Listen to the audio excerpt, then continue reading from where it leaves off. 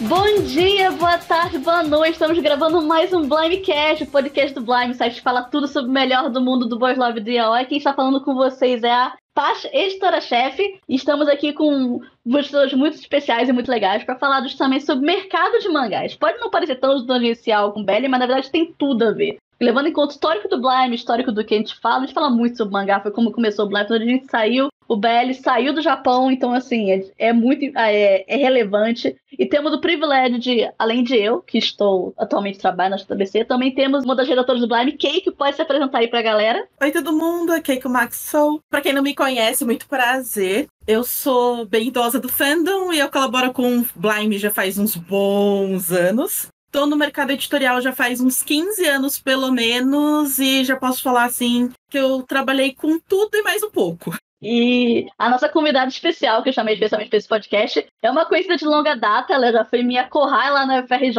e pode se apresentar, Andréia. Oi, galera, eu sou a Andréia, eu não tenho tanto tempo de mercado editorial, acho que, assim, carteira assinada eu devo ter uns 2 anos apenas, mas eu tenho aí uns 12 anos de quadrinhos, né, então eu espero que contribua. Muito obrigada por participar, e bem, para começar a conversa, a gente vai falar uma pergunta simples. Antes de começar, eu quero fazer um disclaimer, porque eu acho muito importante, porque todo mundo aqui já passou no mercado editorial. As opiniões e análise que a gente vai fazer nesse podcast refere somente a gente não está representando empresa nenhuma, nada de nada, é só de falando por nós mesmos e nosso histórico observando o mercado, seja como fã, seja trabalhando por dentro. Então é isso. Estou tentando fazer com que ninguém perca emprego aqui. Então vamos lá. A primeira pergunta que eu ia fazer para vocês é: como surgiu o interesse em trabalhar com livros / quadrinhos? Como é que você virou, olhou pro mercado editorial e virou, tá aí uma coisa aí que eu poderia trabalhar na vida, porque não é uma área, tão óbvia que as pessoas param pra pensar. Pode responder primeiro, Keiko. Bem, no meu caso, o interesse surgiu através do próprio anime, próprio mangá, tá, gente? Eu gostava bastante já, eu sou fã de longa data de anime e mangá. E eu sempre me interessei muito em querer trabalhar com essa área, mas eu não sabia como eu poderia entrar, como eu poderia chegar lá. E lá em algum momento dos anos 2000, lá quase século passado, eu tive um scanlator com umas amigas e eu gostei dessa coisa de mexer com imagem, fazer limpeza, colocar texto. E eu também não conhecia, né, essa área. Eu sabia que para fazer livro você tinha que fazer letras, também tinha a questão de jornalismo, que nunca foi muito minha área. E durante a época de vestibular, eu acabei descobrindo o curso de editoração. E a partir daí, assim, me encantou totalmente. Eu falei, é isso que eu quero fazer, é isso que eu vou entrar. Então, né, como eu falei, basicamente, apesar de estar há 15 anos, eu não trabalho diretamente com quadrinhos hoje ou em qualquer momento. Ou seja, eu nunca trabalhei com carteira assinada com quadrinhos, deixa eu deixar isso claro. Eu sou editora de livro didático atualmente, mas já trabalhei com vários tipos de impresso. E eu posso falar que o meu interesse surgiu para unir o ramo ali, o útil e o agradável, né? Então, ou seja, eu consigo pagar meus boletos e ainda trabalhar num ramo que me dá muito prazer. Não, muito bom, muito bom. E você, Andréia? A sua história eu já conheço em parte, mas acho legal você apresentar de como surgiu esse interesse, porque você tem 12 anos de quadrinhos aí pra falar. Conta aí pra gente como começou tudo isso.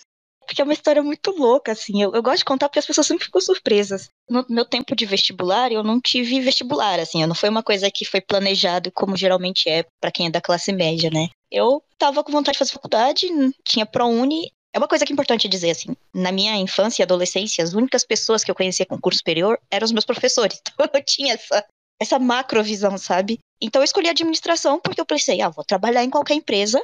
E trabalhar em qualquer empresa significa ter um emprego e ter dinheiro. Então eu fiz administração, só que, cara, eu não estava muito feliz no curso. Tava muito decepcionada com várias coisas. E, assim, a minha válvula de escape principal era ler gibi. E aí eu tava lendo de tudo. Eu lia webcomics, eu lia mangás, óbvio, por causa que eu já tinha tido adolescência de animes, e aí eu conseguia pegar um mangá ou outro, ler. Eu descobri os escalators, então foi maravilhoso pra mim. Mas, ao mesmo tempo que eu tava adorando muito o mangá e quadrinhos em geral, e assim, e quadrinho nacional, muito quadrinho nacional, eu percebia que o pessoal não sabia fazer a gestão da própria carreira, não sabia fazer a gestão do próprio material, porque eu tava fazendo administração. Então, uma coisa, tinha um lado aqui que via como administradora, poxa, mas ele poderia ter precificado melhor esse livro, né? E tinha um lado de fã que falava, poxa, isso aqui é tão legal, por que não tá chegando em mais pessoas? E aí eu falei, cara, vou abrir uma editora. Né? Enfim, teoria, eu sei fazer gestão de empresas, então Só que eu acho que a fadinha que sentou no meu ombro, assim, disse, não faça isso, vai entender primeiro como é que faz um livro, ela foi importante. Então, nesse meio tempo, eu descobri o curso de editoração, que provavelmente foi o que a Keiko fez, né, na USP, mas eu não passei na USP, eu passei no UFRJ. Então, foi assim que eu conheci a Paty. Eu fui fazer produção editorial, que lá na UFRJ se chama produção editorial e na USP se chama editoração, porque eu queria fazer quadrinhos, porque eu queria trabalhar com quadrinhos. E de lá, de 2012, ou seja, de quando eu tive essa ideia, 2012, por isso que eu falo 12 anos, pra cá, o que eu fiz foi tentar me especializar em quadrinhos, né? Então, eu fui conversar com as pessoas, porque é muito importante a gente conversar com os players, e aí, tipo, não é conversar só com o quadrinista ou só com o leitor. Eu conversava com o dono da loja, eu conversava com o editor, eu conversava com o cara que vendia quadrinho usado. Eu fui entendendo vários pedaços do mercado nessas conversas. E eu também fiz vários cursos. Então, eu fiz curso de edição de quadrinhos, curso de crítica de quadrinhos, curso de história dos quadrinhos, curso de fanzine, que foi traumático. Inclusive, é uma das coisas, tipo, eu aprendi que eu não queria fazer quadrinhos fazendo. Tipo, eu falei, não, isso aqui não é pra mim. Tipo, gosto muito de ler, mas não quero ser a pessoa que faz. Quero ser a pessoa que faz a produção, que fica por trás das câmeras. E aí, enfim, depois, uns 2, 3 anos de graduação já, eu comecei a trabalhar com quadrinhos com os autores independentes. Então, todas essas pessoas que eu fui conhecendo ao longo dos anos, depois se tornaram meus clientes, ou parceiros de trabalho, ou colegas que me passam trabalhos. Então, eu acho que de 2018 para cá, eu já trabalhei com várias coisas dentro da produção de quadrinhos. Eu revisei, eu traduzi, eu fiz a produção editorial de quadrinhos, eu fiz preparação, enfim. Então, vem daí esses meus 12 anos de quadrinhos. É muito bom. E já adicionar que a gente se conheceu mais na FRJ porque eu e ela, a gente estava no staff, a gente cuidava da organização da Semana Internacional de Quadrinhos da UFRJ, que tipo, era um evento que existia antes da gente entrar, e conversando com professores interessados, principalmente o Otávio Aragão e a Mauri Fernandes, são professores muito legais da UFRJ, que a gente acabou trazendo esse evento de volta. Foi muito bom participar. Teve coisas que, tipo, se a gente contar agora, nem parece real que aconteceu de ter feito aquele evento. Mas só para adicionar a minha história, que é bem breve, tentar ser breve, que assim como a Keiko, eu gosto de anime e mangá desde criança. Você tem o sonho de querer trabalhar com isso, mas eu particularmente decidi que ia fazer jornalismo na 3ª série e continuei com essa decisão até entrar na faculdade. Na faculdade eu entrei e descobri o curso de produção editorial. Eu não sabia que existia, só descobri quando eu entrei na FRJ. Eu tive interesse pela área, mas acabou que foi surgindo porque conforme eu fui procurando estágios de jornalismo, eu acabava indo pra todo lado, porque quando você tá procurando estágio, você chuta pra todo lado e vê o que você pega, o que aparece. Eu entrei na Harlequin como estágio de marketing, não era nem editoração, era marketing. Foi a primeira vez que eu vi uma editora por dentro. Eu aprendi muito lá dentro, aprendi muito sobre a Harlequin, eu conheci gente do meio editorial da Harlequin. E foi quando surgiu um interesse mais de entrar para a área de editoração, eu fui puxando daí. E aí quando eu tava terminando o jornalismo, eu não tava com muita perspectiva de trabalho, tipo, eu não tinha conseguido se efetivar no estágio que eu tava na época. O TCC tava me enlouquecendo e, tipo, eu decidi meio que pedir, você pode meio que pedir pra voltar, porque produção editorial e jornalismo são meio que, tipo, ramificações de comunicação social. Não é mais assim, mas era na época que eu entrei. Então eu pedi pra voltar e aí eu fiz o curso de produção editorial e comecei a procurar na área. Cheguei a passar pela de Ouro, com nível clássico. Tive um breve passagem pela Objetiva também como estágio. E depois eu trabalhei também com tradução de quadrinhos, trabalhando com quadrinhos em coreano da Tumix, que ele existe no Brasil, o serviço da Tá de Pé. E quando eu me mudei para São Paulo em 2020, no Papai Papo Bem 2022 acabei sendo chamada para estar na JBC, e é aqui que eu estou até o momento. Então, tipo assim, acaba sendo uma forma de mostrar como cada uma chegou até aqui. Pra falar que pode estar de várias segmentos diferentes. E para começar esse podcast, vamos fazer com a pergunta principal, que é: por que mangá é tão caro? Posso falar que é porque a gente é pobre? Deixando a brincadeira de lado, tá? Eu acho que não só a gente não pode só analisar que o mangá tá caro. A gente tem que analisar que o mercado editorial todos os produtos de mercado editorial estão caros. Os livros estão também caros, não tá barato, tá? E assim, eu acho que a resposta rápida para essa pergunta é que o mercado editorial tem sua base de precificação, e de um jeito muito amplo estou falando isso, tá? Mas é no dólar, né? Papel é dólar, tinta é dólar, peças de gráfica é dólar. Gente, tudo que vocês possam imaginar, esse mercado rola à base do dólar. Então, numa resposta rápida que eu posso falar é: por que tá tão caro? É porque o dólar tá caro, porque a gente tá por uma situação econômica difícil. Então, assim, a resposta rápida, tá? Não é só o mangá. E quando eu falo isso que não é só o mangá, eu gosto muito de discutir com pessoas do meio e conversar para parar e analisar o preço de um livro de romance normal, né? Um livro aí de leitura normal e um mangá. O preço é meio que era por elas ali pela mesma quantidade de páginas. Hoje em dia a gente tem os tankos com quase 200 páginas, algumas até com muito mais páginas, 300, 400 páginas, acho que a gente já chegou.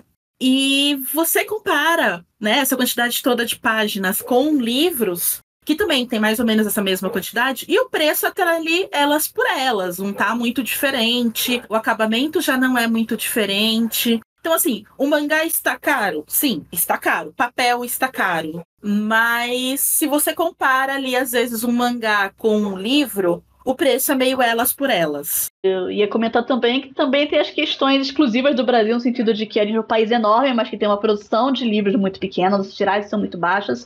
O fim do sistema de banca, no sistema de distribuição já é muito complicado, então, tipo assim, não tem mais tantos pontos de venda igual tinha antes, não tendo mais tantos pontos de venda, diminui a quantidade de obras que são impressas, a quantidade de cada obra que é impressa. Tipo assim, tudo que existe para dificultar acontece no mercado brasileiro, em vários níveis.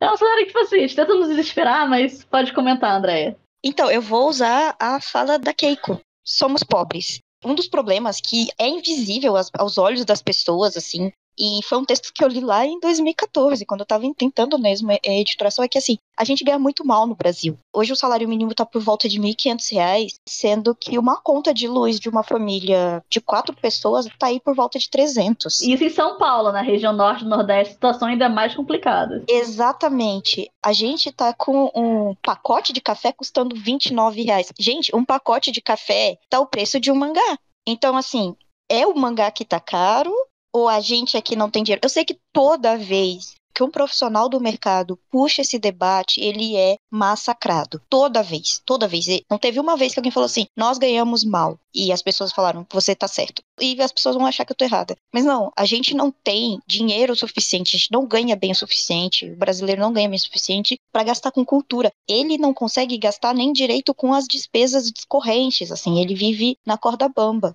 E aí eu vou usar aqui uma frase do qual eu fui acusada. Eu fui acusada de fazer análise economicista do mercado editorial. Bem, eu já falei, eu fiz faculdade de administração, eu fiz 4 disciplinas de economia. É óbvio que o meu olhar vai sim ter essa vertente, não tem o que fazer. Então, ganhamos mal. As coisas sobem porque existe inflação. Inflação é incontornável. Existe dólar, existe balança comercial. Existe 1 milhão de aparatos aí que estão encarecendo o produto, mas ao mesmo tempo a gente tem pouquíssimas formas de melhorar o nosso salário, sabe? Se não é o próprio aumento que o governo obriga todo ano. Tem anos que nem passa a inflação, a gente não tem dinheiro, sabe? E assim, eu tô falando de forma geral. O brasileiro de cada ponta do Brasil ganha muito mal para gastar consigo mesmo e comparar a cultura. Então, as pessoas não conseguem perceber que o mangá está caro em relação ao salário delas, às vezes. Mas ao mesmo tempo que o café também tá caro, um pacote de arroz chegou a custar R$50 em relação a um salário mínimo de R$1.500. Sim, eu costumo fazer a comparação. Eu lembro que eu cheguei a falar isso no CCXP, que, tipo assim, tá, o livro é visto, o mangá é visto como caro, mas, tipo, já viu quando tá, sei lá, um combo do McDonald's feliz que supostamente era pra ser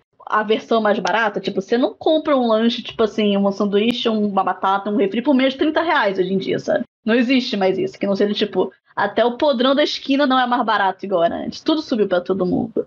O meu argumento a favor do livro, assim, não a favor, mas eu tô explicando o contexto do livro, porque, tipo, a gente vive num cenário de... O termo em inglês é enshittification, que eu acho uma tradução boa para o português seria, tipo, de botificação, que é serviço que a gente paga, a gente conhece há muito tempo, conforme a gente tem que conseguir mais formas de lucrar, tipo, tem que conseguir mais e mais dinheiro no crescimento louco, que funciona o capitalismo, eles acabam, tipo, fazendo perguntas que não tem necessidade. Tipo, tem que mudar o design do YouTube todo ano, sendo que não precisa mudar, sendo que ele já funciona, mas porque tem que agradar a investidor, agradar a gente que tá pagando lá na Bolsa de Valores, e aí o serviço vai ficando pior e pior. Eu acho engraçado que o livro, apesar de ter ficado caro, porque de fato nossa precificação é um absurdo, ele como produto não sofreu tanto com isso. Porque, tipo, a internet, a gente viu que a internet tá um caldo ultimamente. As redes sociais estão entrando em colapso, o Google não funciona mais, e a tá transformando o conteúdo da internet num mar de bosta repetitiva que não tem nenhum sentido, e o livro não. O livro, por mais que, isso funciona muito em questão do livro ser um objeto valorizado, principalmente ter uma aura em cima do livro. Mas, tipo assim, eu brinco que, pô, você comprar um livro, você comprar um mangá, cuidando direitinho, ele dura mais tempo do que você. Eu tenho livros que são mais velhos do que eu, que existem desde antes de eu nascer, que eu tenho guardado na minha casa. Tem livro do século passado. Você não pode falar isso de um CD, de um DVD, que você pode pagar tanto ou mais quanto um livro. E eu brinco que a internet, a gente brincava que tudo na internet dura pra sempre, e tá se provando que não é bem assim. Mas o livro eu acho ainda que como mídia, ele é caro, mas eu digo, pô, é um negócio que bem cuidado, ele dura muito mais tempo do que qualquer uma das outras coisas que a gente tá sofrendo e apanhando, tipo... Eu compro um videogame que eu não sei se vai rodar daqui a 10 anos. Não compro um filme que eu não sei se o CD vai estar funcionando daqui a 10 anos. Então eu gosto de botar a perspectiva de você compra um negócio que é caro, mas fica assim, porra, cuidando bem, ele é seu pra sempre, sabe? Ele é seu, tipo, ele dura mais do que você. É um objeto que não tem propaganda de 5 minutos, que você não tem que pagar assinatura pra comprar várias vezes, isso falando do livro físico, não da mídia digital. Então, tipo, ainda tem muitas vantagens com o livro que, tipo assim, que não tem, entre aspas, como estragar. Eu não tô dando ideia pra editora, eu não tô falando nisso, mas tô falando em geral que o livro ainda tem muitas vantagens. Eu não tô falando isso pra, tipo, não tentar ser tudo desgraça, porque eu gosto de dar pontos positivos das coisas. Sabe uma coisa que é interessante, Paty, sua fala agora, que me fez lembrar? Eu tô trabalhando já faz uns 5, quase 6 anos no ramo de material didático. E quando você entra no ramo de material didático, ele é um mundo à parte, assim. Todo mundo acha que material didático sai do dia pra noite, também não é assim. Mas quando eu falo que ele é um ramo à parte, é que, assim, você descobre, por exemplo, que existem máfias de pais e mães de escola que reutilizam o livro do ano anterior, assim, tipo, pega do coleguinha, recompra, sei lá, por R$15 um usado e apagam as respostas do livro quando é da criança, ou às vezes pega o livro que é para o professor, que normalmente vem com a resposta e apaga. Então, assim, o livro, ele é tão versátil com tudo isso que você falou. Eu fazia isso. Aí, Meus pais fizeram isso. E assim, mas isso mostra como o livro, ele é uma mídia tão duradoura que, assim, ele é reutilizável muitas vezes. Você comentou, tem livro que vai durar mais do que você... Me fez lembrar das Bíblias de Gutenberg. Para quem não sabe, são considerados uns primeiros materiais impressos do modo tradicional, entre muitas aspas, que a gente conhece hoje.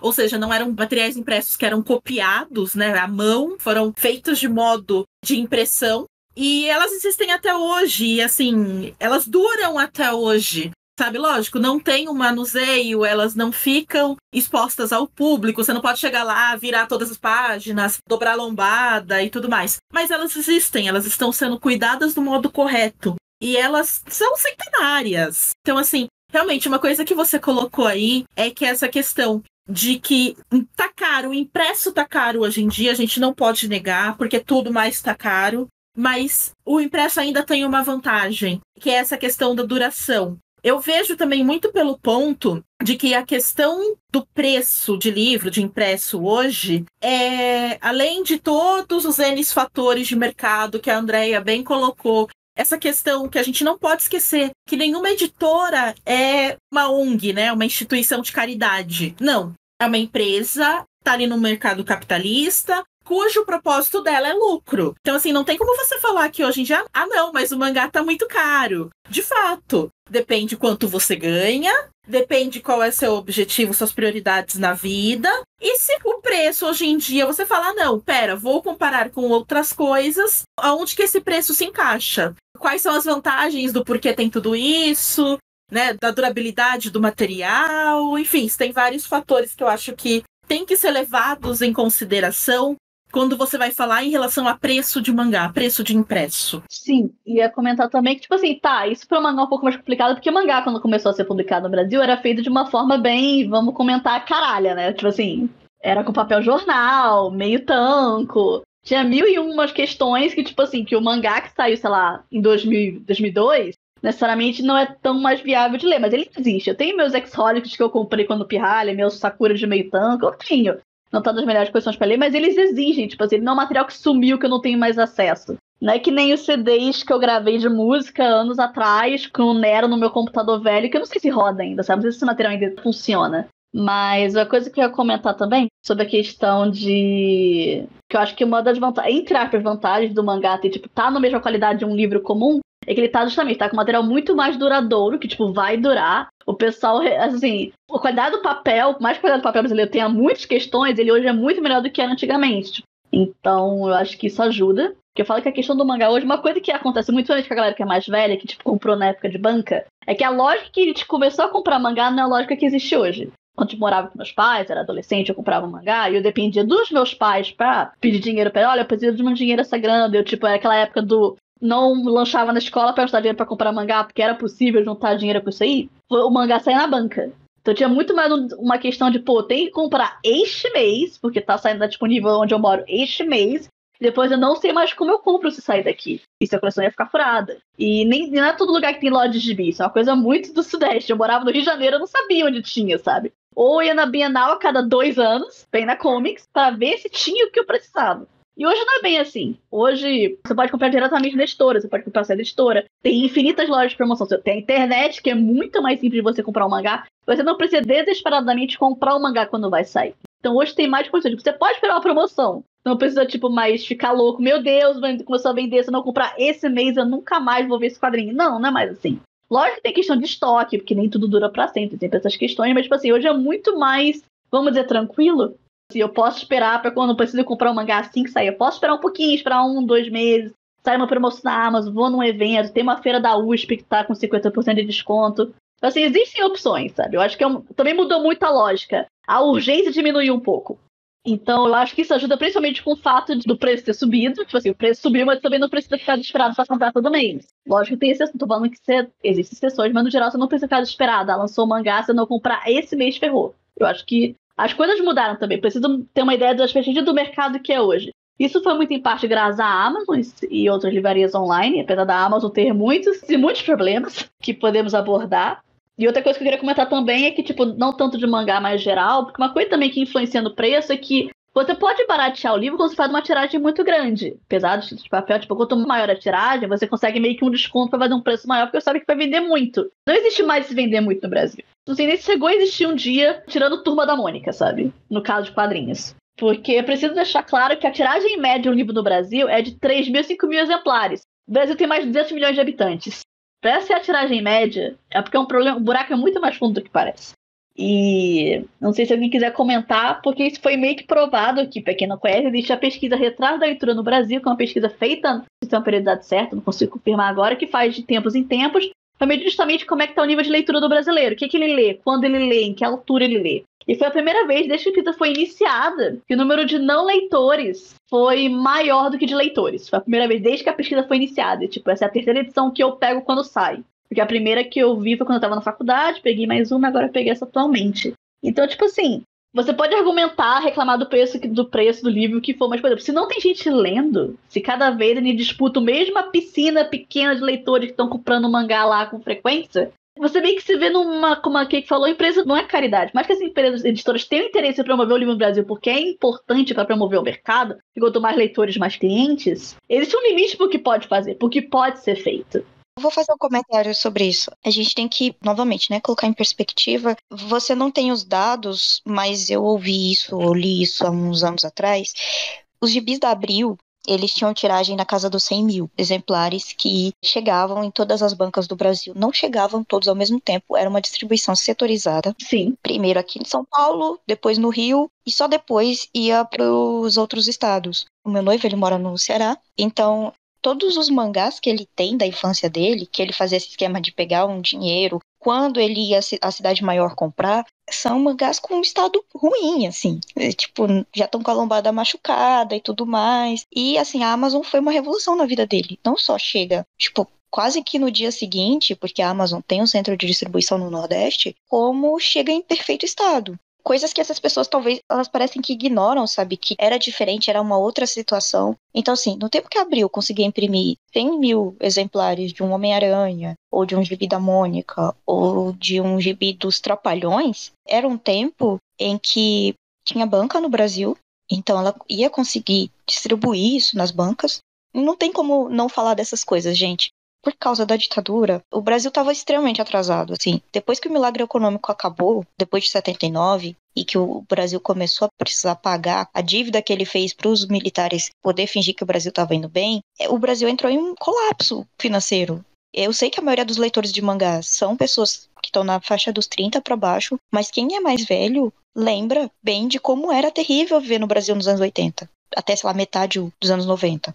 Então, não era comum ter um videogame, sabe? Ah, hoje o PlayStation 5 tá 5 mil reais. cara, um Nintendo naquela época era um preço tão inacessível, que sequer vendia no Brasil. Você tinha que ir pra fora. Então, o próprio leitor brasileiro, ele tinha pouca concorrência. Os filmes também não chegavam, assim, o filme foi lançado nos Estados Unidos hoje, daqui a um mês chega no Brasil. Levava quase um ano pra chegar no Brasil, sabe? Não era essa velocidade das coisas chegarem, sabe? E ainda assim, tipo, você não sabia como era a história do Homem-Aranha lá nos Estados Unidos. Hoje em dia a gente pode ler um scan e já saber como que vai acontecer nos próximos volumes do mangá. Não existia nada disso. Então é óbvio que tinha mais gente interessada em comprar quadrinhos, porque a origem dos quadrinhos sempre foi ser a mídia barata. Eles sempre foram a mídia barata. Eles sempre foram a mídia popular. Era uma outra realidade onde era possível ir na banca e comprar quadrinhos. Só que, quando a gente estabilizou a moeda em 94, o dólar era 1 para 1 com o real. Se você tinha um primo que tinha um pouco mais de grana e podia ir para os Estados Unidos comprar um Nintendo para você, e aí você tinha como ficar jogando Nintendo, você não ia dar tanta atenção pro gibi, sabe? E não foi só o gibi, foi tudo. Foi todo o material de banca foi morrendo, as bancas foram morrendo, e acabou, essa realidade não existe mais. Então agora hoje a gente tem as livrarias físicas como pontos de distribuição e as lojas online. Só que aí a gente vai acabar falando, né, da como a Amazon age, que é a forma bem predatória e bem desonesta, que faz com que os preços não consigam abaixar, mesmo a Amazon chegando no Oiapoque, mesmo a Amazon chegando no Chuí. Eu queria fazer o comentário de que eu nunca esqueço o dia que, quando eu tava fazendo produção editorial já na FRJ, de um professor chamado Paulo Pires. Eu adoro ele, ele foi um ótimo professor que eu tive, e ele dava, uma das aulas que ele dava tinha a ver com coisa de e-book. De como fazer livro virtual, da questão do livro do e-book.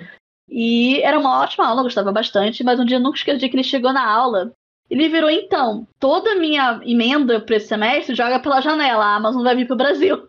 Foi esse o comentário dele, tipo, e a aula dele foi só ele falando sobre a Amazon. Eu acho muito interessante todo esse cenário que a Andrea trouxe, porque realmente a gente tinha, né, lá nos... Eu vou pegar anos 80, que é mais ou menos... Eu sou do final dos anos 80, tá? Então minha infância é bem anos 90, mas eu lembro assim, você tinha no mercado brasileiro, nós tínhamos 4 títulos de quadrinhos. Eram Turma da Mônica, a Disney, a Marvel e a DC, que já tinha naquela época aqui no Brasil. Mas você ia ver quem era a editora que controlavam a maior parte. A Disney, a Marvel e a DC era da Abril, que era um conglomerado assim, editorial muito forte, né? Eu acompanhei quando eu estava na época da faculdade.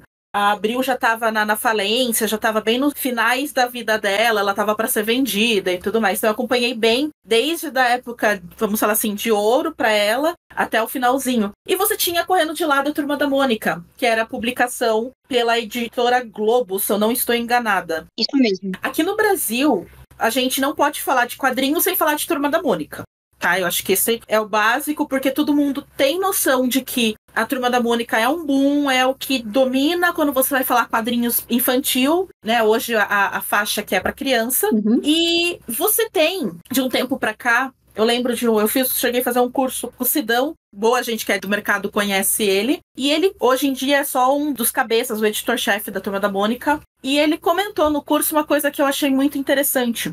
Quando a Turma da Mônica resolve lançar a Turma da Mônica Jovem, foi uma jogada de marketing super estratégica, porque a Turma da Mônica ela tinha um perfil de alcançar público até os 12 anos. Chegava nos 12 anos, quando o leitor entrava na fase da adolescência, ele parava de ler quadrinhos. Ou ele lia mangá. Não lia, porque não existia. Não existia, é verdade. Então, assim, quando começou a publicar, os mangás a serem publicados aqui no Brasil, lá em 2000 e alguma coisa... 2001, 2002, eu não vou lembrar direito quando começou, gente, desculpa. Mas quando o mangá entra, a Maurício de Souza começa a perceber que o leitor da faixa etária 13 até uns seus 17, 18 anos, que eles não conseguiam alcançar com a Turma da Mônica, porque eles voltavam a alcançar os leitores depois que eles viravam pais, porque daí os pais compravam para os filhos, isso eu acho muito interessante, mas eles notaram que essa faixa etária lia mangá, porque começou a ser introduzido no nosso mercado o mangá.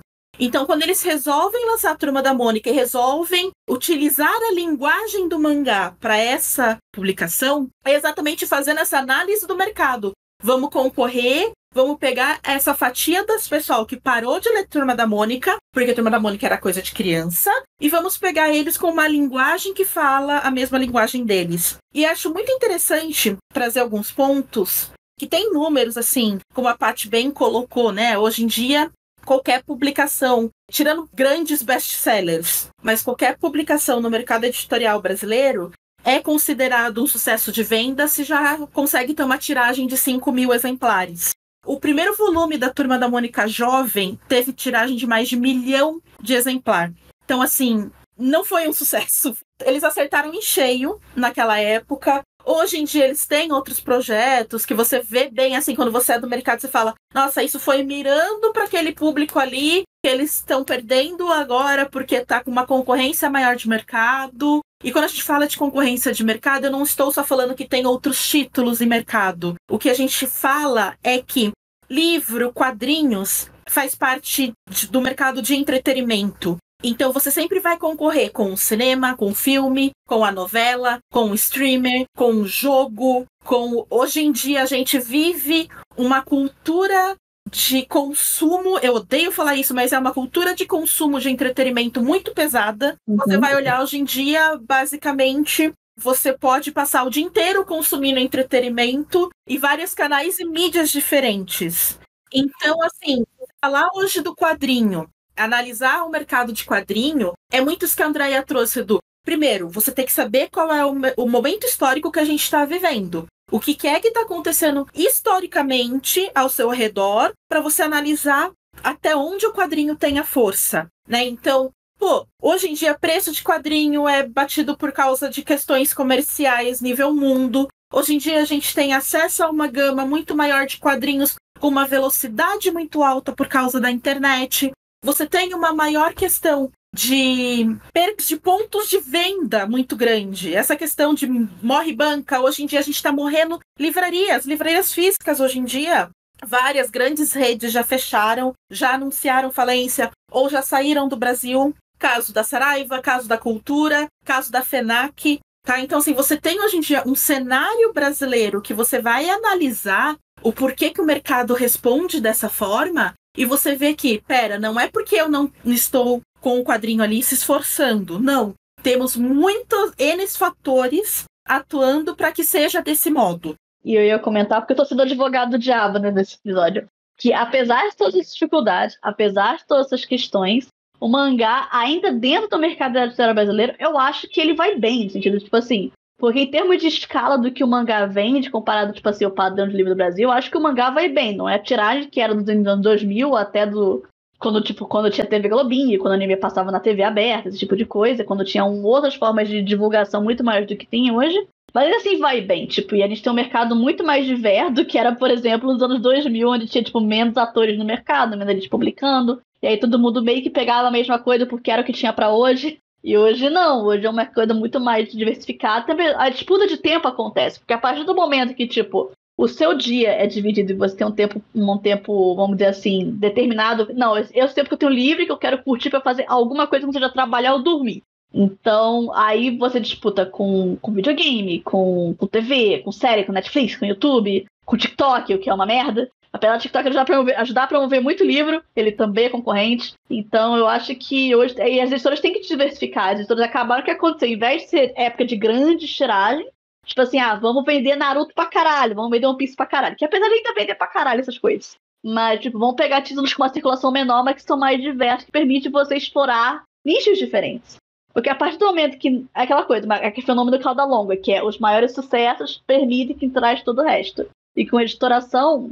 A coisa que eu vi muito interessante que eu vejo de comentário da área de editoração, principalmente ter acontecido agora, principalmente graças ao TikTok, que livro agora não tem mais, tipo assim, o livro saiu de sucesso instantâneo. Às vezes o livro demora pra render. Passa 1, 2 anos, 3 anos, aí acontece alguma coisa, o livro explode pra cacete, mesmo que esteja muito longe da época de lançamento, e tipo, ele se vende, ele se paga, ele promove vários outros títulos, então, tipo assim, é um mercado meio que eu brinco que é a primeira indústria, no sentido de que, tipo, ninguém prevê o que vai fazer sucesso com o livro. Porque com filme, com videogame, você tem, tipo, toda uma campanha, você tem estratégia de marketing do caralho, filme, mangá, anime baseado em mangá, filme baseado em livro, tipo, você já pega uma coisa muito mais já concreta. O livro não tem o que se basear, o livro só tem ele mesmo para se bancar. Então, essa coisa que eu brinco que você escolher... Porque eu brinco, porque, por exemplo, as editoras hoje, elas não funcionam mais como gatekeepers, porque antigamente a editora era o que escolhia o que ia chegar no Brasil, porque as pessoas não tinham acesso ao que saía lá fora. Agora não, a editora muito mais era um termômetro do que tá saindo lá fora pra trazer pra cá. Porque eles não vivem mais na época de você comprar um mangá só porque achou a capa bonitinha e você vai dar uma chance. Ainda tem gente que faz isso, fico muito feliz com quem faz. Mas hoje, se você vai comprar um mangá, é muito mais porque ou você conhece o autor, ou você conhece já a obra, porque você já leu em outro lugar e você quer ter, ou alguém que você confia recomendou pra você, seja um amigo, seja um familiar, seja um influencer que você gosta muito. Você não compra mais, tipo, no escuro. Alguma coisa te levou àquela obra. Não é que nem antigamente, sei lá, tinha outdoor em parte de trás de ônibus, sabe? Que fazia propaganda do livro. Não existia mais isso. Então, hoje é uma época diferente. Então, a editora, muitas vezes, porque por mais que tenha coisa óbvia, tipo, é óbvio que esse mangá vai fazer sucesso aqui, mas muitas vezes o livro trabalha com tempo. Fazer livro demora. Uma coisa que eu falo é que fazer mangá e livro demora. Demora muito pra comprar, pra traduzir, pra editar, pra diagramar, pra imprimir, tudo demora. E muitas vezes você tem que jogar, você tem que fazer apostas, você tem que jogar muito curto tempo, você tem que pegar um mangá, vindo pra você, você acha que esse mangá faz sucesso? Você tem você e Deus pra confiar nessa hora. Ou nem Deus, porque eu nem acredito no cara, então só tenho eu mesmo. Então, é uma coisa também engraçada, porque não existe muito, o termômetro, ele existe, mas ele também não é tão confiável, assim. Então, tipo, é uma coisa muito difícil, você tem que ter muito um instinto, não, esse negócio aqui vai explodir, e você tem que ter confiança que ele vai explodir, e você pode estar certa, você pode não estar. Eu gosto muito do feeling do editor, porque ele é o Mário, que foi nosso professor também, mas assim, eu fiz a disciplina dele bem depois da parte, ele falava que, por que é importante ainda hoje em dia, com Netflix e tudo mais, fazer livros, né? Porque esses livros são comprados pela Netflix. Eu acho que a última vez que eu entrei na Netflix, assim, de tudo de original que tinha deles, 70% era baseado em livro ou quadrinho. Agora também eles estão pegando as histórias dos jogos.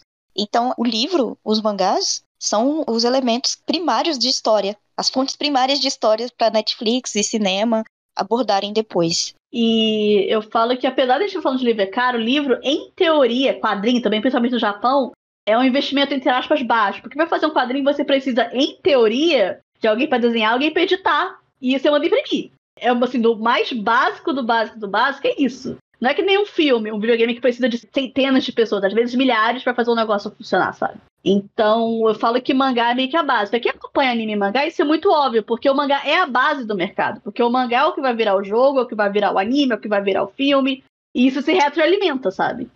Então, isso faz muito sentido. E o importante nesse livro que eu falo que o livro é uma que o Mário falava, o livro é a base.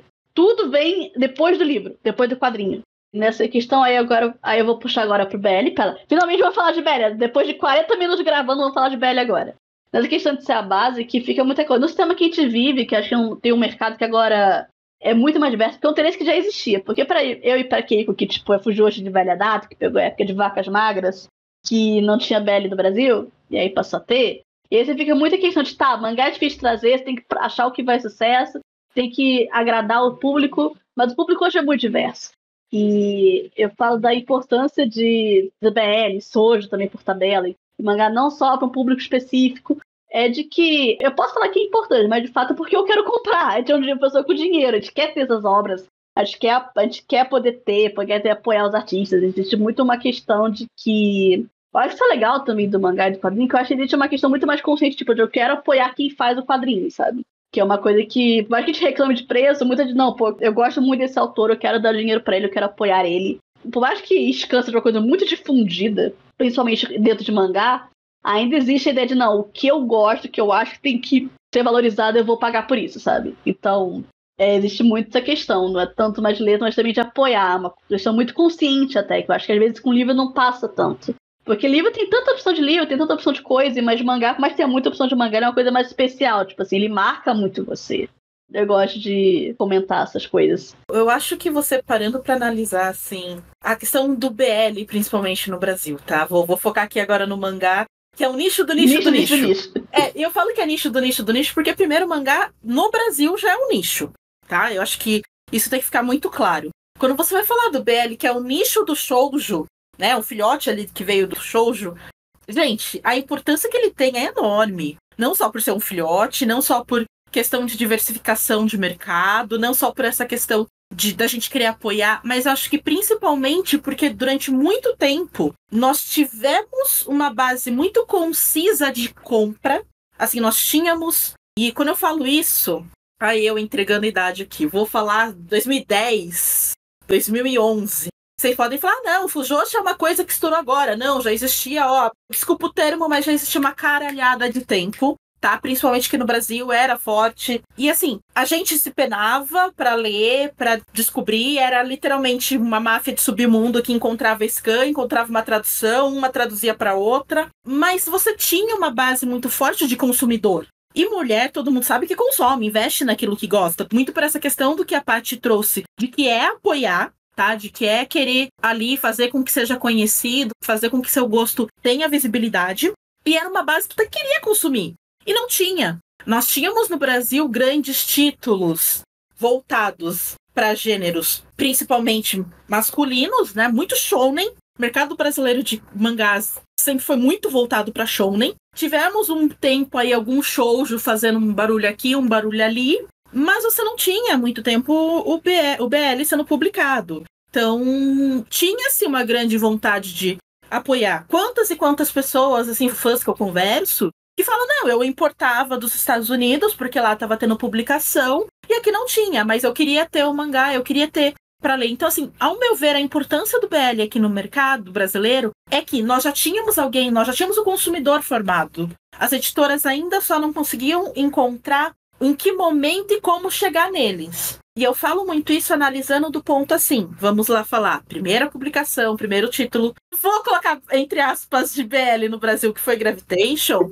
É entre aspas, gente, tô colocando entre aspas. BL honorário. Exatamente. Que foi o Gravitation, na época, apesar de que eu acredito que não foi grande vendagem para JBC, porque não foi grande vendagem para editora, para os fãs, nossa, foi aqui a loucura. Eu conhecia muita gente que fez a coleção, porque já era um título conhecido de antes, já era um título que tinha uma importância muito grande antes. E assim, particularmente analisando, eu acho que a JBC acertou o título, errou o timing, tá? Porque, se bem que hoje eu falo que não é pra ser relançado, isso não é um pedido de relançamento, não me escute isso. Paty, eu nunca falei isso pra você. Gravitation seria cancelado no primeiro volume, mas ele tinha, e eu falo que é um erro de timing, porque naquela época que foi lançado, estava se tendo um grande problema das editoras, de quadrinhos de um modo geral, dessa questão de distribuição. E Brasil, gente, é um país enorme, níveis continentais, e você tem um problema de fazer o seu material que é impresso em São Paulo chegar lá em Manaus.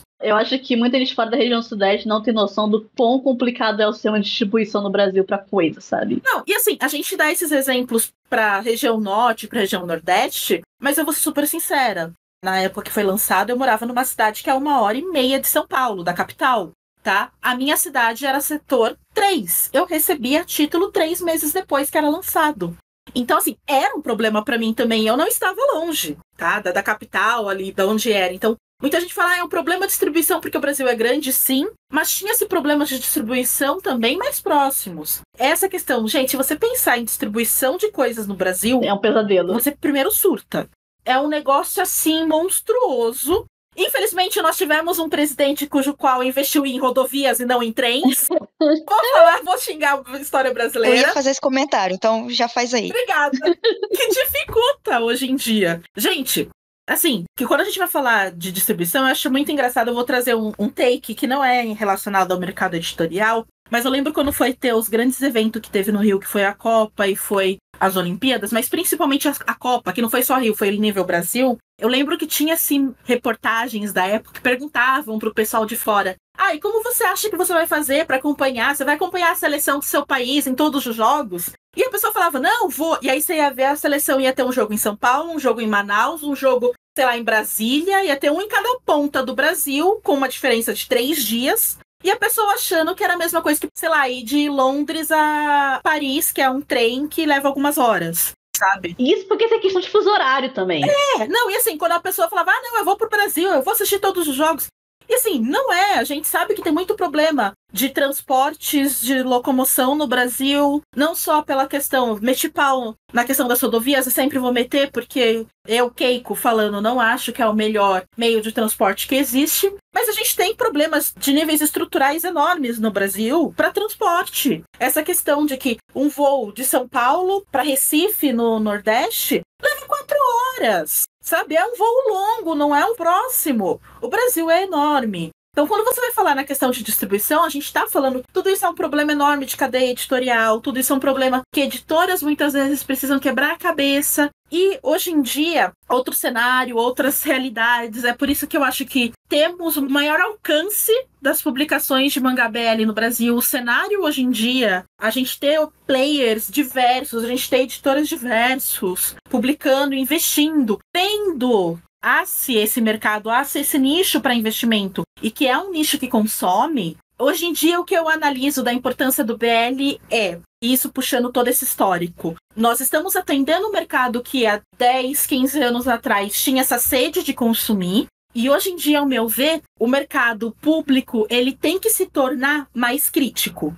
Ele tem que parar, e quando eu falo mais crítico, logo quando o BL começou a ter um peso dentro do mercado editorial, começou a vir mais títulos, havia-se muito uma questão de, vou comprar só para apoiar, que é isso que a Paty trouxe. Porque eu quero apoiar autor, porque eu quero apoiar que o gênero, que o subgênero venha para o mercado, que haja um mercado mais robusto, que haja mais títulos, que haja mais publicação. Então, acabava-se tendo aquela questão do vou comprar tudo que sair, por N motivos, por N poderes aquisitivos, né? E existiam na época. Mas hoje em dia eu vejo, nós temos já um mercado que ainda é um mercado tímido, um mercado que tem muito mais a crescer, muito mais a oferecer, visto que é um mercado que puxa muito da sua matéria-prima de outro país, cujo qual o ramo é enorme, mas que também temos muita coisa a investir internamente, porque a gente tem muito autor foda, muito quadrinista foda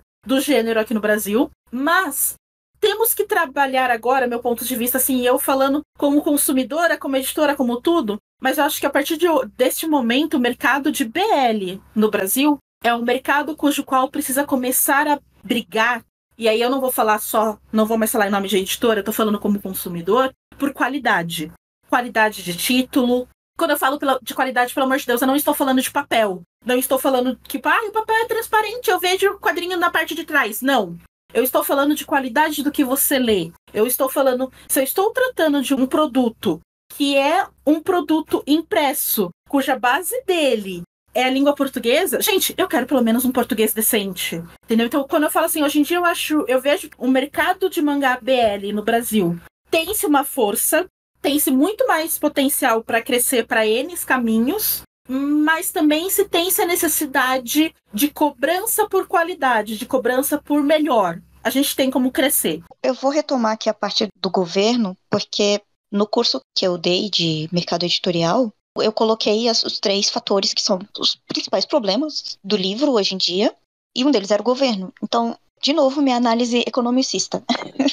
O Brasil ele foi industrializado a partir da década de 30, e nessa industrialização, alguns setores ganharam mais relevância que outros, óbvio, e aí um setor que não teve nenhum tipo de investimento foi o setor gráfico. Então, se hoje em dia a gente precisa de peças para as máquinas importadas, é porque lá na década de 30, o Vargas não quis trazer máquinas, não quis dar qualquer tipo de privilégio para as gráficas trazerem máquinas e construírem máquinas aqui, como fizeram com os carros. Se a gente tem hoje um país no tamanho do nosso, que é totalmente fundamentado em estrada para carro, é porque o JK fez uma escolha, e essa escolha a gente paga caro até hoje. Porque quando você põe toda a distribuição do país em cima de malha rodoviária, você não está só sujeito às intempéries rodoviárias, você também está sujeito a preço de gasolina e tudo mais. Eu já falei, os militares quebraram o país. Eles fizeram um plano falso que, quando a farsa acabou, o Brasil saiu quebrado. Isso destruiu a nossa moeda, isso destruiu qualquer investimento. Então a gente passou 20 anos sem nenhum investimento em nenhuma indústria, e principalmente na indústria editorial. E o erro dos atuais governos é achar que o Brasil é o celeiro do mundo. Eu estudei isso lá em 2010. O Brasil, dentro do cenário econômico mundial, era o celeiro do mundo. Então, esse as aqui é craseado, as empresas agro têm todas as vantagens do mundo. Inclusive, a Suzano tem, que a Suzano é uma empresa do agro, ela tem várias vantagens fiscais, vários subsídios, mas ela tem a liberdade de colocar o preço do material dela em dólar, assim como as empresas de café, assim como as empresas de soja, e é por isso que, como eu disse no começo, o café tá R$29 e um mangá tá 50. O governo poderia estar agindo nesse ponto, poderia ter feito a nossa transição. Porque isso é uma visão desenvolvimentista do Brasil. Eu sei que nem todo mundo concorda e não precisa concordar. Mas na visão desenvolvimentista, a gente não deveria ter parado o nosso desenvolvimento para dar lugar ao agro. A gente deveria ter continuado o nosso desenvolvimento com uma indústria forte e com formas dessa indústria se fortalecer, ou seja, transporte hidrográfico, transporte ferroviário. A gente constrói aviões no Brasil, então a gente tem condições de construir tudo. A gente não precisa depender de nada. A gente pode construir nossas impressoras aqui, a gente pode construir... O nosso papel é fabricado aqui, a gente pode fabricar as tintas aqui, só que o governo brasileiro tem que deixar de ser tanga frouxa, tem que parar de arriar pro agro, sabe? E a Suzano é o agro. E resumindo, tem que estafar a Suzano. Tem que taxar a Suzano, tem que pôr a mão na massa também na Amazon. Uma coisa que eu queria comentar que a gente não comentou até agora, porque isso é uma coisa que eu queria esclarecer também, que eu acho legal, que a gente falou de governo tem que agir. Uma coisa que não é tanto do governo, mas é de grupos dentro do mercado editorial que defendem a produção do livro, que é a Lei Cortez, que é uma lei muito mal explicada, que as pessoas não sabem o que ela faz. E eu quero explicar porque isso eu comentei aqui, para quem não sabe, quem não é apoiador. Eu e a Kiki fez uma conversa um tempo atrás dentro do Discord, passou para apoiadores falando de mercado livre, foi tipo uma conversa enorme. A gente tocou nesse assunto e a gente explicou. E eu acho legal a gente trazer isso aqui para cá, para explicar justamente porque isso foca muito. Isso é basicamente tipo: o governo tem que fazer alguma coisa, existe alguma coisa, mas o que é isso alguma coisa? O que é a Lei Cortez? A Lei Cortez é uma lei que especifica, que limita a quantidade de desconto que as livrarias virtuais ou físicas podem dar para livros recém-lançados dentro do período de um ano. No Brasil, o limite seria de 10% de desconto. Essa lei não é única do Brasil, ela existe em outros países, ela existe na França, na Europa. Eu não sei se existe no Japão, porque eu não consegui achar isso a tempo. Mas o Japão também tem uma política de não fazer desconto, tipo assim, coisa recém-lançada, é difícil você achar. Se você compra mangá barato no Japão, você está comprando mangá de segunda mão, que não é um mangá novo. Mangá novo, para ter desconto, aí é outra história. Mas eu não consegui achar lei por escrito, até onde eu vi isso não tem. Fiquei conversando com pessoas que moram no Japão. E essa lei basicamente quer dizer que limita o número de desconto. Para que essa lei existe? Por que isso funciona? Porque basicamente ela existe principalmente para combater a Amazon. Porque o que a Amazon faz, se você não conhece? Eu acho que aqui que pode explicar até melhor. A Amazon compra o livro da editora e aí ela vende o site dela pelo preço que ela quiser, porque ela já pagou o preço do livro. Só que quando a Amazon compra, ela não compra pelo preço cheio. Ela não paga, tipo, um livro é R$100, ela não paga R$100 no livro. Ela paga menos da metade, às vezes, do livro, do preço de capa.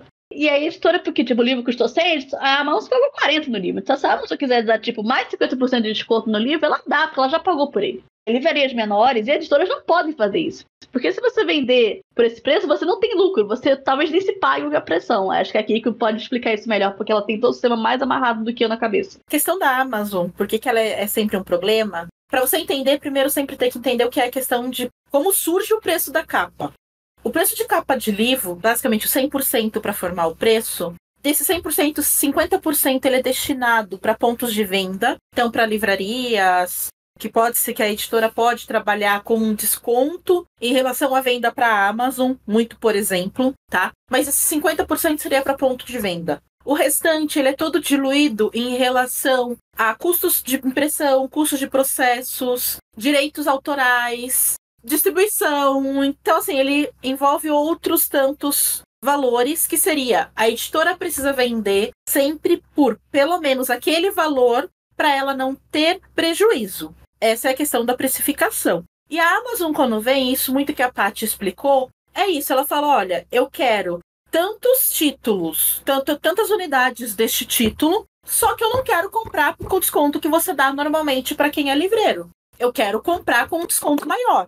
Então ele vai lá e compra com desconto maior. Porque muitas vezes, quando a Amazon faz isso para as editoras se encontram num beco sem saída. Porque hoje em dia, no nosso mercado atual, a Amazon é um dos maiores pontos de venda do Brasil. Se você é uma editora e você não está na Amazon, você está perdendo uma parcela enorme de venda.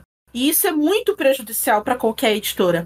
Então, muitas vezes a editora se submete ao que a Amazon quer para conseguir estar nela.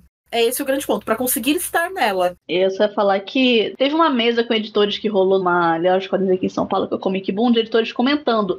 Para algumas editoras, a Amazon chega a ser 60% das vendas da editora. Tipo, é muita coisa. É muita coisa. 60% que você vende ser de um lugar só, não só é muito assustador, como é perigoso, porque a Amazon, como aqui que eu vi, impõe o que ela quiser. Isso que você trouxe, Paty, é extremamente preocupante. E eu vou falar que, e é essa a palavra que a gente pode falar se a gente for analisar o mercado, porque se a gente já tem um monopólio no papel, que é uma das matérias-primas para fazer o livro, você tem um monopólio para ponto de venda, gente, a editora vai ficar ilhada entre dois becos ali que não vai ter para onde correr. Isso é extremamente preocupante para o mercado de um modo geral. Então, assim, a Lei Cortez hoje ela vem, né, e aqui eu vou defender ela como ponto, olhando como editora e olhando como consumidor, para tentar barrar isso, para fazer com que as grandes livrarias não continuem falindo, para fazer com que aquela livraria de bairro que existe ali há não sei quantos anos, continue ali por mais não sei quantos anos, para que você faça com que o consumidor vá até lá e compre. E isso é muito engraçado porque saiu muito recentemente. E quando eu falo recentemente, foi agora do começo de fevereiro, uma pesquisa que é a Panorama de Consumo de Livros. Ela é uma pesquisa feita pela Câmara Brasileira do Livro e pela Nielsen Book Data. E ela faz uma pesquisa, basicamente ela pesquisa como que é o consumo de livros no Brasil. E um dos pontos que foi muito alarmante, além da questão, não temos leitores, então ela já trouxe ali um dado que 84% da população não comprou nenhum livro no último ano. Por que será? Mas também ela tem uma contrapartida, e é um ponto que eu achei muito importante que ela trouxe, é que da população consumidora de livros, que são os 16% da população, 55% prefere comprar em lojas online e 39% em lojas físicas. Mas, quando a pergunta foi mudada e foi perguntado se o preço fosse igual em todos os pontos de venda, ou seja, independente de ser online, independente de ser loja física, se fosse o mesmo preço, vamos lá, o mangá custasse R$50 na Amazon e R$50 na livraria da esquina, 49% afirma que compraria nas lojas físicas, não compraria no online. Contra a quantidade de pessoas que respondeu que compraria no online, seria 44%. Então você tem uma maioria de consumidor falando: olha, se o preço do livro for igual nos dois lugares, eu vou comprar no físico. Eu vou comprar ali na livraria, sei lá, do seu Manuel, sabe? Então, assim, você tem agora, com esses estudos, com esses recortes, com essas situações, as editoras olhando, né, essa coisa do vou ficar na mão de um ponto de venda único. Então, você tem ali instituições e organizações que estão começando a analisar o que pode ser feito para que o mercado editorial não se torne uma grande armadilha no Brasil. E a Lei Cortez, ela entra muito olhando isso. Então, assim, todas as pesquisas que estão trazendo estão mostrando que, opa, peraí, algo precisa ser feito. A Lei Cortez está aí, não é de hoje, não é de ontem, ela é uma lei que já vem tramitando há muito tempo, há um tempo considerável, que já passou por revisões e reescritas, e não sei quantas reanálises. Na verdade, ela foi primeiramente redigida quando a Amazon tinha menos de um ano no Brasil. Tipo, já estavam prevendo que isso ia acontecer. Porque até então, o cenário que você tinha no mercado como um todo era que a Amazon entra no país para acabar com o mercado. Isso daí é um cenário, estou falando pela análise do ponto de vista editorial, ponto de vista livreiro, né, que são normalmente os pontos de vendas de livro. Então, assim, é para acabar com a concorrência. E isso aconteceu no Brasil. A gente viu Gente, eu nunca ia imaginar na minha vida que eu ia ver a livraria Saraiva entrando em falência e a livraria Cultura, que eram dois grandes polos de livraria no Brasil. Aqui em São Paulo eram extremamente fortes. E elas entraram aí em falência não muitos anos depois que a Amazon começa a predar o mercado de um jeito assim que você fala, gente, espera, precisa ter alguma interferência, precisa ter alguma coisa que barre ela, né? Então você vê essa lei que hoje em dia entrou-se em discussão aí no começo do ano, estava bem sendo comentada, bem euforicamente por muita gente que não, que essa lei vai deixar o livro caro, que os impressos, nossa, meu mangazinho de R$50, eu não vou mais ter desconto, e não é bem por aí, né? Fazer o adendo que falou, porque, por exemplo, a lei vale para livros recém-lançados, o que, em termos gerais, tipo, é 8% do mercado de livros, porque editoras, em geral, sobrevivem de catálogo. Tipo, é o livro que ela lançou há 3 anos que ainda vende. Tipo assim, no sentido de que esses livros vão continuar vendendo. Tipo, sei lá, Dom Casmurro vai continuar vendendo. Admirável Mundo Novo vai continuar vendendo. Esses livros não vão parar de vender. São livros que não seriam afetados por essa lei, inicialmente. E eu quero... Esse negócio que a Kay comentou da pesquisa do pessoal que compra livros, eu achei muito interessante. Porque eu posso comprovar isso porque eu nunca esqueço. Eu nunca vou esquecer isso, porque aconteceu ano passado durante a Bienal. Bienal do Livro tava rolando em São Paulo, foi em São Paulo em 2024. E tava indo muito bem. As editoras, em geral, tipo, não era específico nem editoras, eu tinha que falar um comentário que tava indo bem a feira. Que o pessoal tava indo comprar, tava interessado. Mas um detalhe, o pessoal ia pra feira e ia com o celular aberto pra conferir o preço na Amazon. Pra saber o que tava valendo mais a pena, se era na Amazon ou se era na Bienal do Livro. Porque as editoras estavam fazendo promoções e descontos, mas tem um limite do que a editora pode fazer, obviamente, que a editora tem que sair com algum lucro no final do dia. Saiu uma matéria no Globo falando que as editoras estavam comentando que a feira estava bem. No dia seguinte, a Amazon fez uma promoção muito louca, de daquelas sexta-feiras loucas que a Amazon faz de vez em quando. Tipo assim, saiu a matéria, tipo, não deu nem 24 horas. Saiu uma promoção muito louca, tipo, muita coisa tendo promoção do nada, sabe? Foi aquela coisa de sexta-feira louca que a Amazon faz de vez em quando. Foi esse nível. Então eu fiquei, caralho, eles sabem que o pessoal tá olhando e preferem, tipo assim, a técnica de terra arrasada, né? Tipo assim, não, vamos fazer desistir de comprar na Bienal, um evento feito pra isso, que eles estão comentando que tá indo bem. Vai fazer, não, tá muito caro na Bienal, não vale a pena ir na Bienal, sabe? Porque o que vale é comprar a Amazon. Porque pra Amazon, o objetivo não é vender livro barato. O objetivo é fazer que todo brasileiro assine a Amazon Prime. Esse é o objetivo da Amazon. E outra coisa da Lei Cortez, porque ficava coisa de vai deixar meu mangá mais caro, vai deixar meu livro mais caro, mas uma pesquisa muito interessante que eu vi é que teve uma pesquisa feita por um instituto Class Research, eu vou botar o link na descrição do podcast depois, de um instituto da França, vendo um estudo que analisou a evolução do preço do livro na França, na Alemanha e no Reino Unido, de 96 a 2018. Tipo, foi um bom tempo pesquisando. E nesses 3 países existiu ou existe lei, tipo a Lei Cortez, tipo de controle de desconto de lançamento. A Alemanha, a França tem essa lei, a França tem essa lei há mais de 40 anos. Tem essa lei antes, a Amazon se quer existir. Reino Unido tinha essa lei, mas em 95 eles abandonaram essa lei. Tipo, então a pesquisa, um pouco antes da pesquisa começar, eles abandonaram essa lei.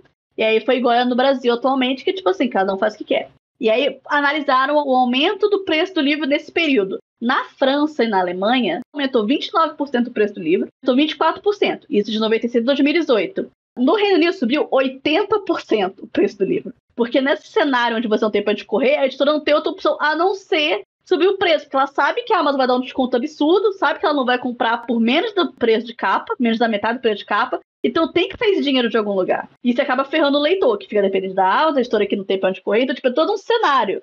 A Lei Cortez não resolve todos os problemas do mercado. A Lei Cortez resolve uma questão, que é a questão dos pontos de venda que tem que ser preservados. Porque eles não podem depender da Amazon, porque isso é perigoso. Porque a partir do momento que ela tem um monopólio, ela faz o que ela quer. E aí isso é um problema. É isso, eram os adendos que eu queria fazer. O meu adendo é só explicar um pouquinho, porque acho que é uma questão que é importante também, é a consignação, né?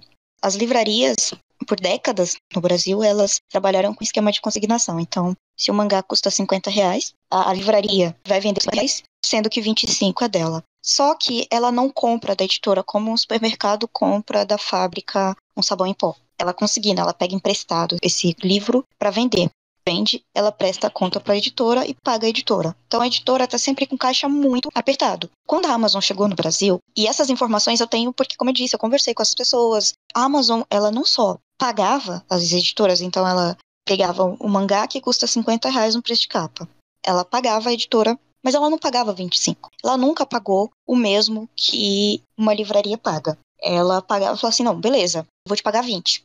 Aí a editora pensava, é melhor 20 agora do que dinheiro nenhum. Porque formação em gestão, né? Formação em administração de empresas. É importante demais você ter dinheiro em caixa para você poder operar. Você precisa pagar os salários dos funcionários, você precisa pagar direitos autorais, enfim. A editora precisa de dinheiro, ela precisa ter dinheiro. Então, quando a Amazon chegou, por mais que ela pagasse menos que as livrarias, ela pagava.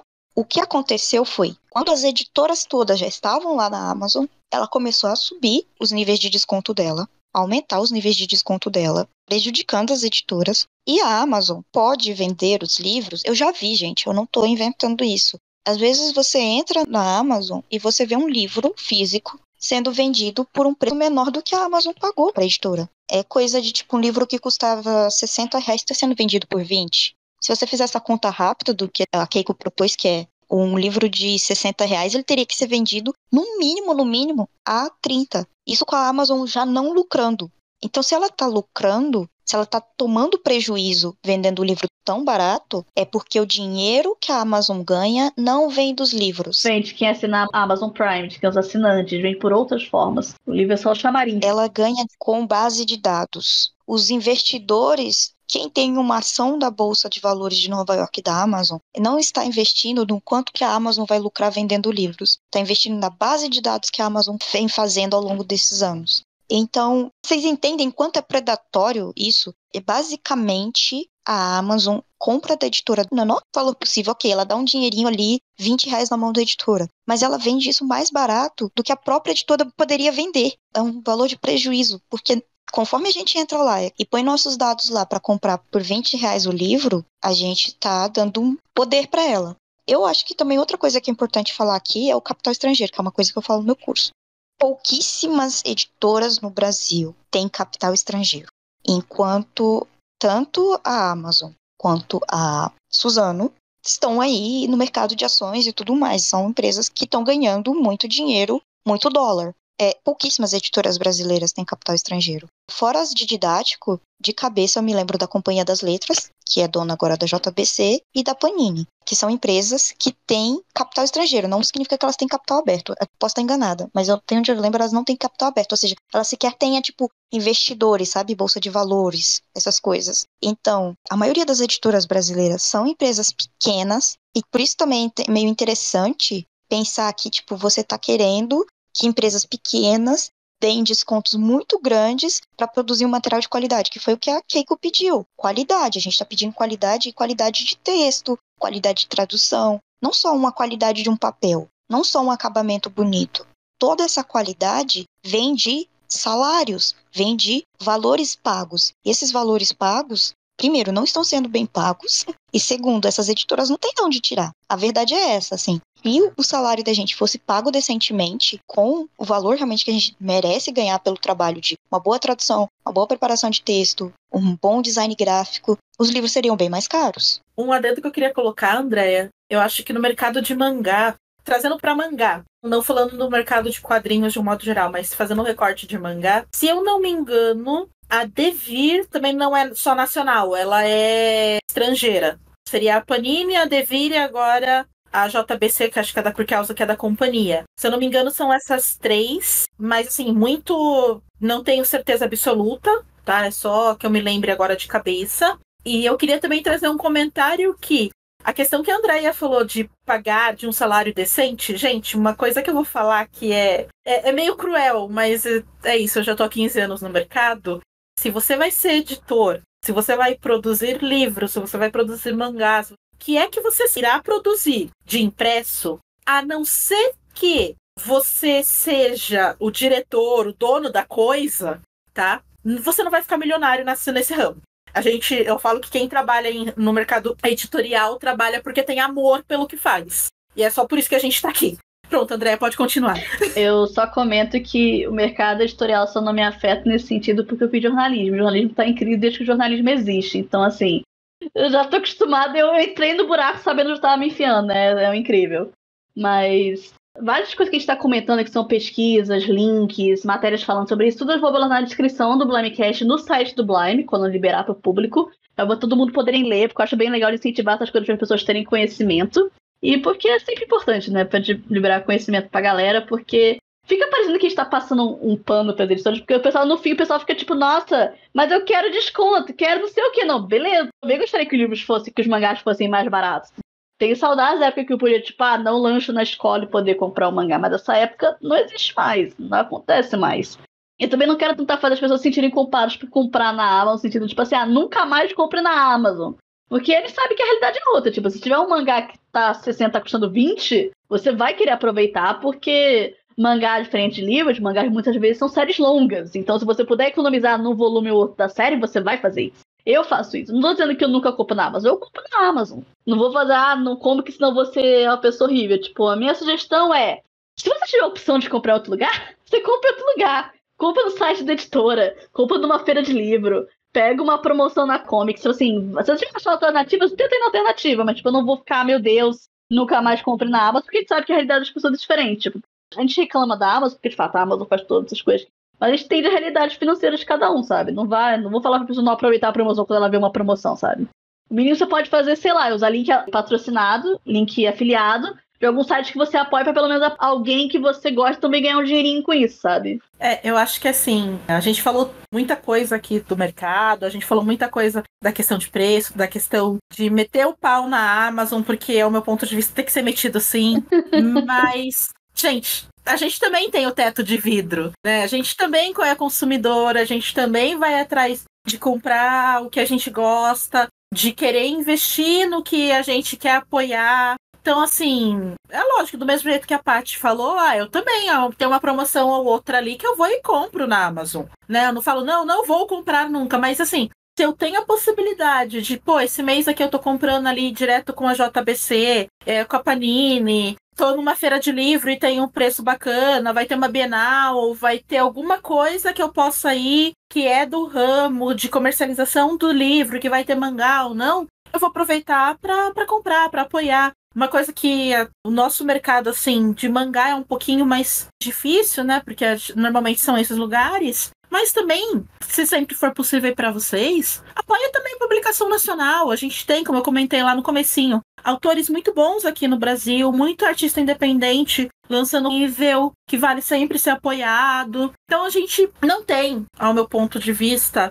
uma solução mágica para tudo. Nada pode ser solucionado de forma mágica. São questões estruturais que não vêm de hoje. É uma questão que eu acho que é muito mais funda na cultura brasileira, na história brasileira. Então, nada vai se resolver do dia para a noite. Vemos algumas situações de contramedidas paliativas, que eu não sei se são soluções definitivas e que podem acertar tudo, eu acredito que não. Mas, assim, eu acho que é você o consumir com o bom senso, né? Acho que tudo que a gente trouxe aqui não é querendo falar, não, você não deve mais comprar da Amazon nunca mais.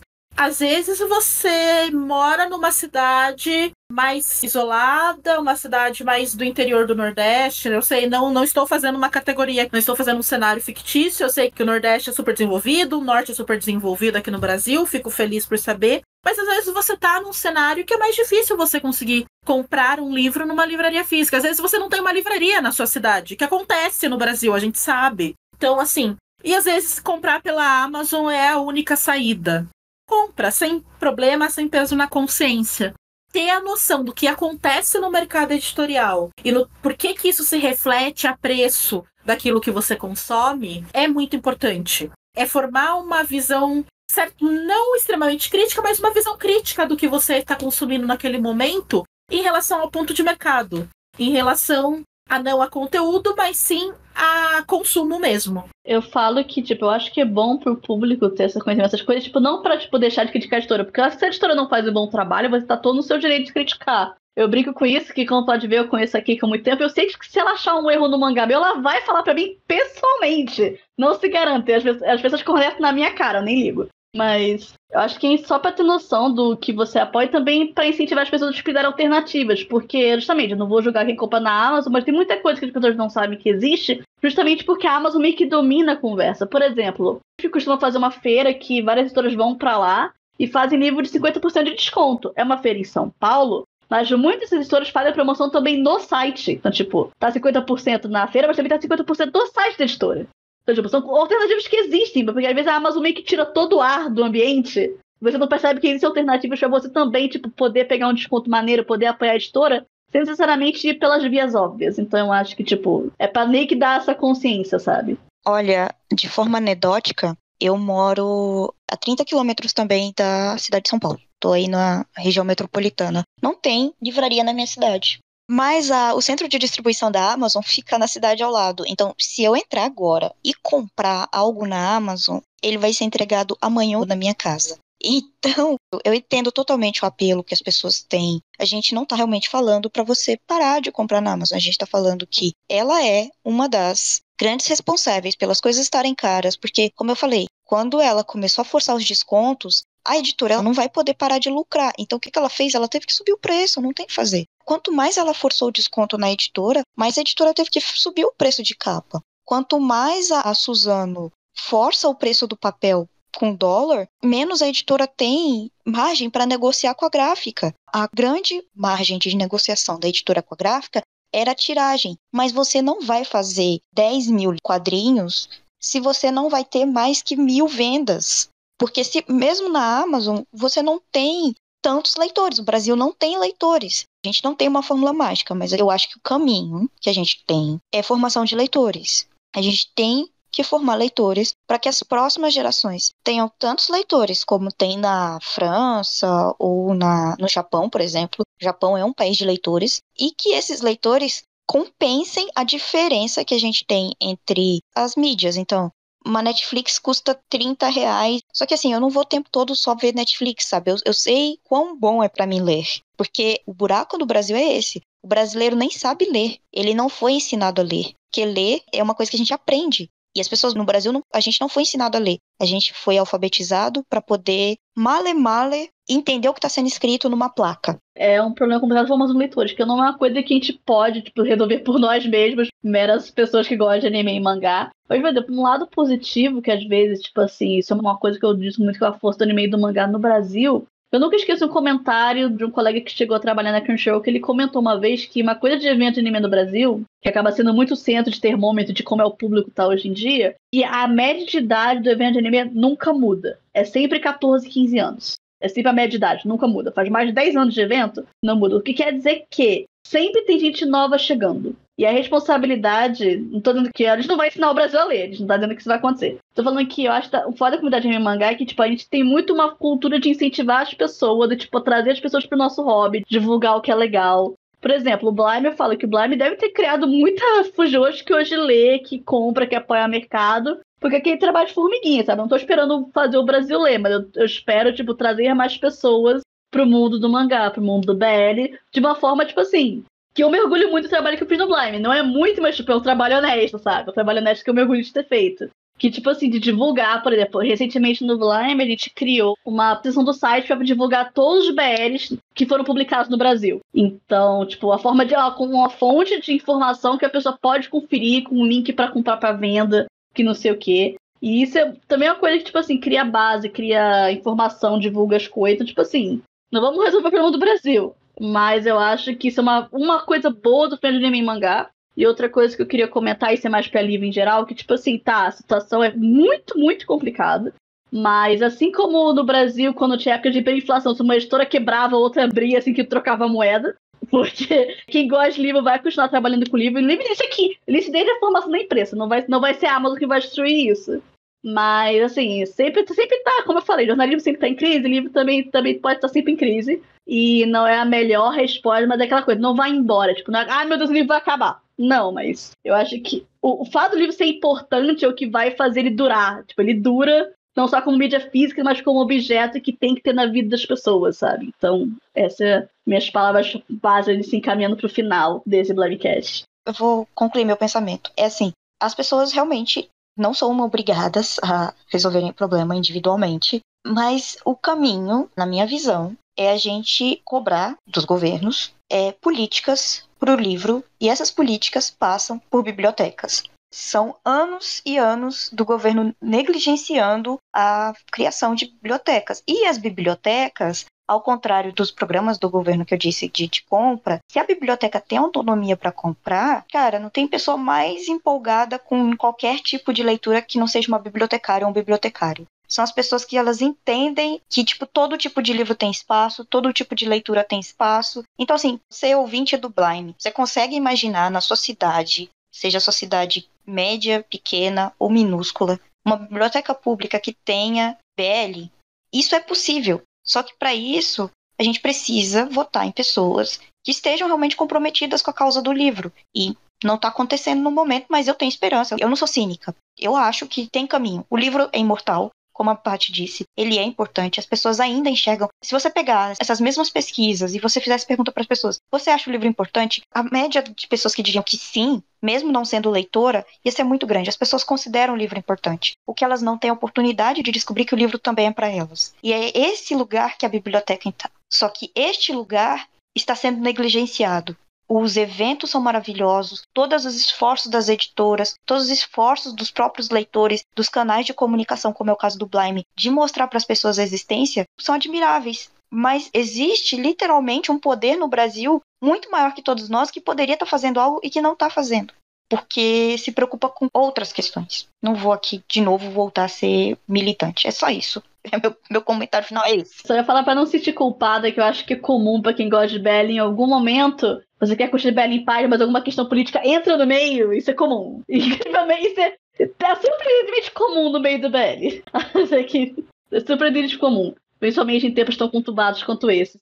Mas eu gosto muito dessa conclusão. Então acho que vai caber pro final do Blamecast. Muito obrigada, Andréia, por ter participado. Eu perguntar só que a gente quiser alguma conclusão final, quiser tu dar as palavras finais, pra poder fechar aqui bonitinho. Eu acho que a Andréia falou muita coisa, acho que a fala da Andréia foi muito bonita. E eu vou fechar, não sei se vocês me permitem fechar, mas o que eu vou fechar é: continuem apoiando os livros, continuem consumindo de qualquer modo que seja quando a gente fala em consumo. Continuem tendo visão crítica de tudo. Essa questão, assim, não só do mercado, não só do que você consome, não só do que está ao seu redor.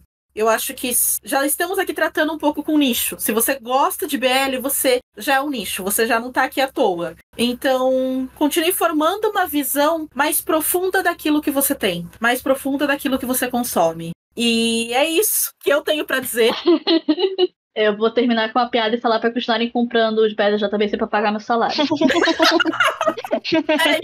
Peraí. Então agora vamos vender peixe? A gente pode vender peixe? Agora pode vender peixe. Cada um pode vender seu peixe. Além de pagar o salário da Paty, apoiem o Blime. E além de vocês continuarem apoiando para que o site esteja aqui, quem sabe no futuro a gente não abre uma editora do Blime e a gente só traz títulos, todos os títulos, inclusive furry, pro BL aqui pro Brasil, tá bom?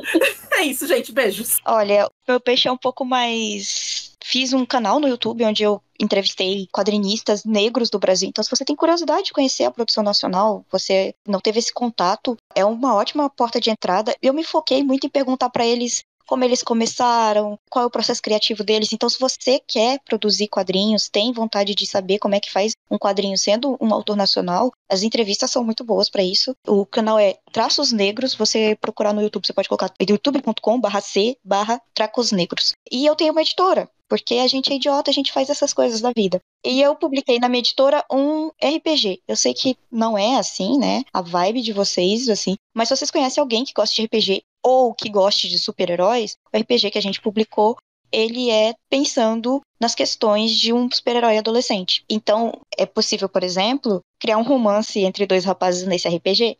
É totalmente possível. Então, se você tiver interesse, a editora se chama Circuito Camaleão. Você joga circuitocamaleão.com.br e você consegue comprar o livro físico, que é capa dura, enfim, todo enobrecido, e o livro digital, que tá aí num preço que eu acho bacana, que é R$40. É isso, gente.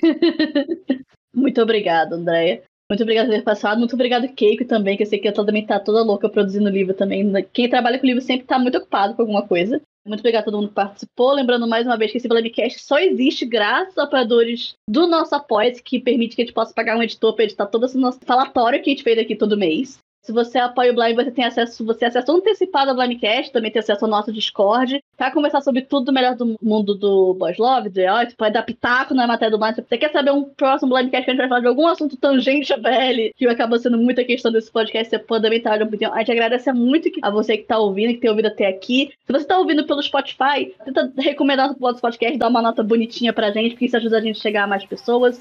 Enfim, muito obrigada a todo mundo que ouviu. Muito obrigada a todos os convidados. Bye, bye e até a próxima. Tchau, tchau.